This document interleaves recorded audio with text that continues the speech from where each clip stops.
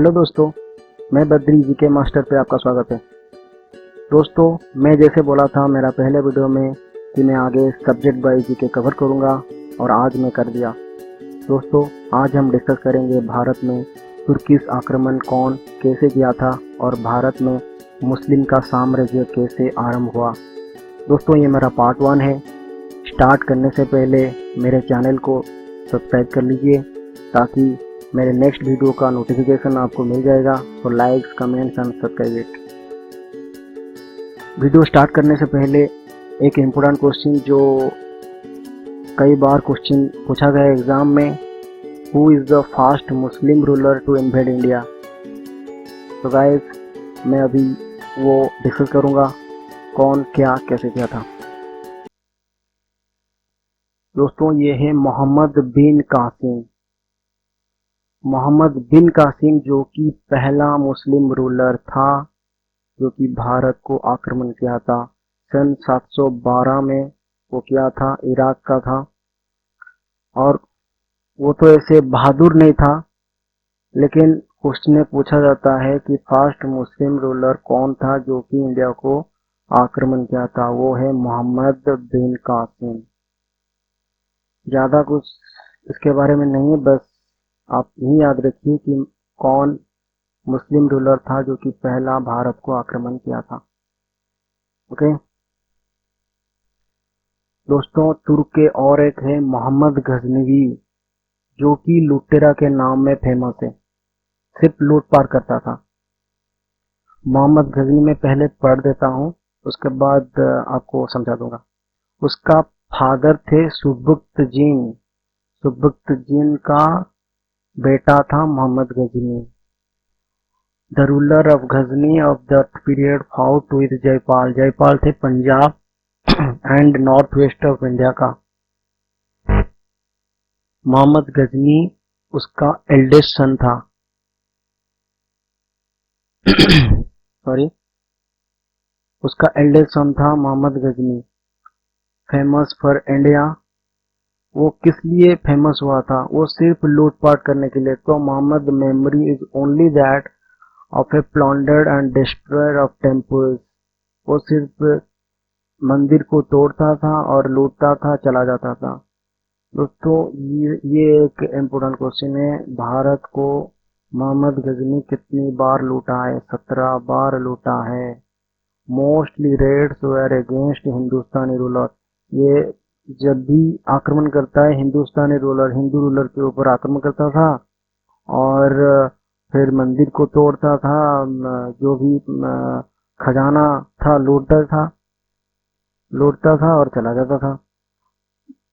और जयपाल को फिर से बाप हराया था पहले और दोबारा बेटा भी हरा दिया है 1001 एडी में।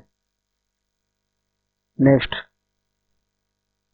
दोस्तों, इसका एक फेमस लूटा है जो कि सोमनाथ टेम्पल। ये एक अच्छी जीके है जो कि 16th लूट की थी, 16th रेड में किया था रेड टेम्पल पर आक्रमण जो कि तोड़ दिया था। मैं अभी आपको दिखाऊंगा वो पिक कैसा था। 1025 में वो रेड किया था और फिर तोड़ दिया था। देखिए ये कैसे तोड़ा गया था। मोहम्मद गजनी एक ऐसा आदमी था जो कि लूटता था, उसके बाद मंदिर को तोड़ के भाग लेता था। अभी का रिसेंटली मंदिर ऐसा दिख रहा है, पर वो ऐसा था। तो दोस्तों, इसका मोटो था only plunder and loot, not interesting expanding his empire. उसका कोई भी इरादा नहीं था कि मैं भारत में अपना साम्राज्य विस्तार करूं। वो सिर्फ लूटने के लिए फेमस था, लूटता था और चले जाता था। दोस्तों, उसका राज देखिए। ये है एम्पायर ऑफ मोहम्मद गजनी। ये इलाका मोहम्मद गजनी का था। ओके नेक्स्ट दोस्तों, ये एक अच्छी टॉपिक है, इसको अच्छे से सुनिए। मोहम्मद घोरी तुर्क। तुर्क का मोहम्मद, ये भी तुर्क का था मोहम्मद घोरी। दैट टाइम राजपूत एमर्ज आज a powerful force in northern India.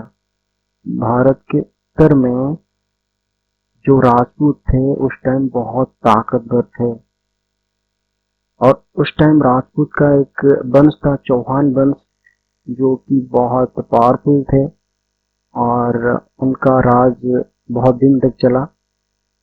तो the Chauhan power has been steadily growing.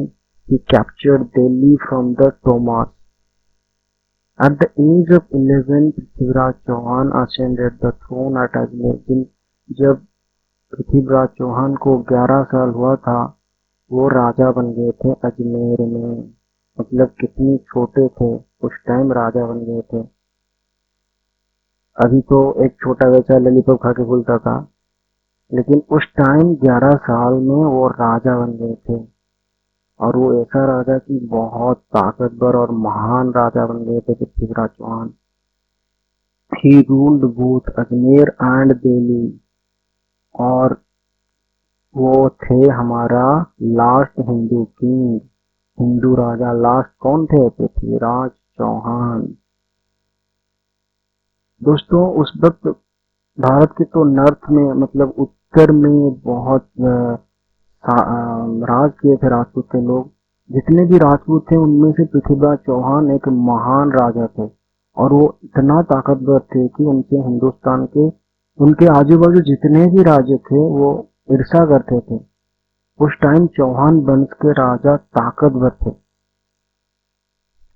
Okay दोस्तों, गजनी भी जो थे, गजनी के बाद जो राजा थे बहुत वीक थे, सो गजनी का साम्राज्य खत्म हो गया। देखिए, गजनी की सक्सेस वर वीक रिजल्टेड इनटू एग्जिस्टेंस। उसके बाद मोहम्मद घोरी गजनी का राजा बना 1173 में। ओके, घोरी का और एक नाम है Muizuddin Mohammad. Okay, next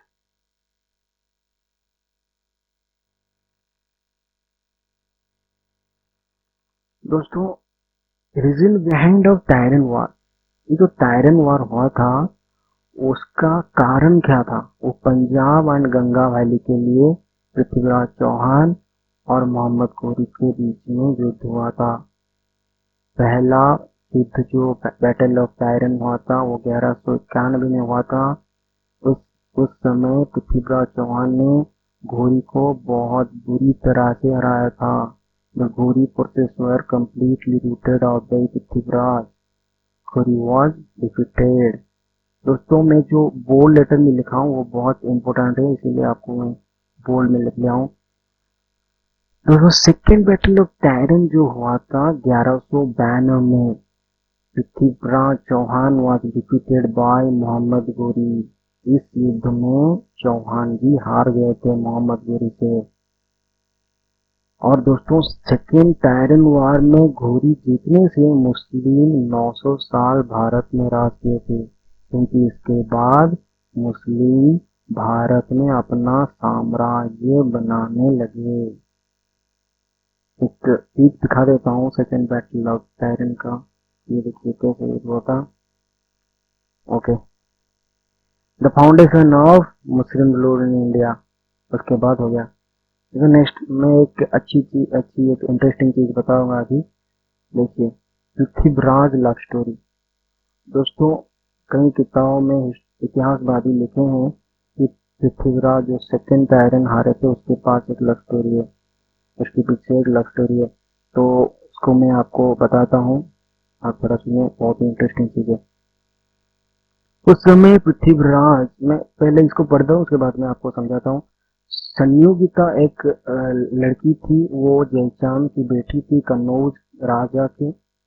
जयचांद hate Prithviraj success, Prithviraj की सफलता में जयचांद घृणा करते थे।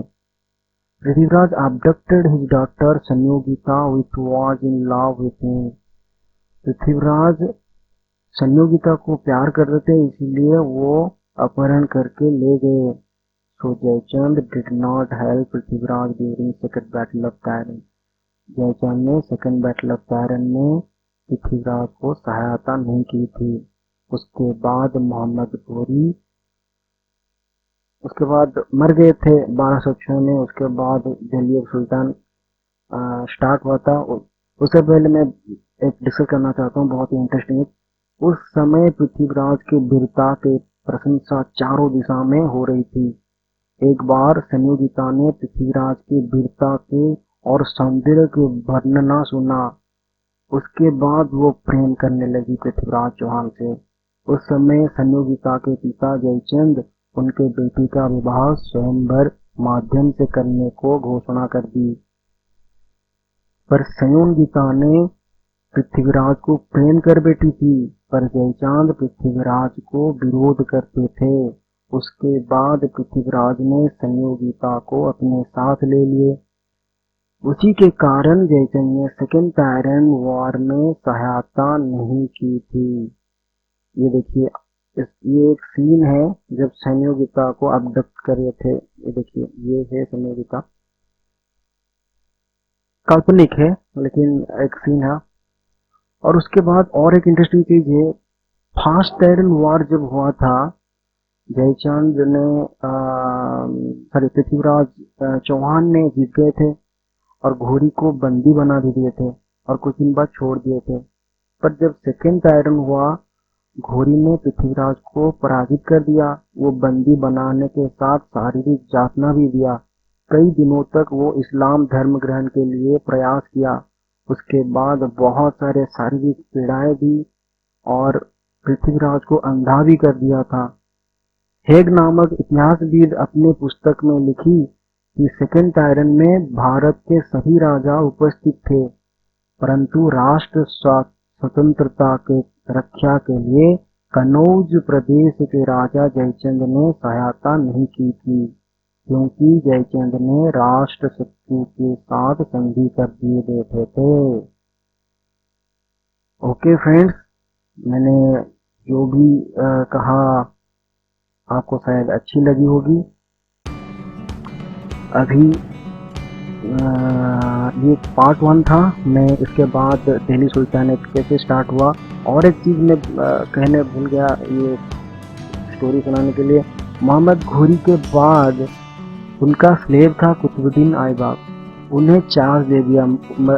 उसके बाद वो मर गए मोहम्मद घोरी। कुतुबुद्दीन स्लेव डायनास्टी कैसे बनाया सुल्तानेट ऑफ दिल्ली, इसके बाद वीडियो में बनाऊंगा।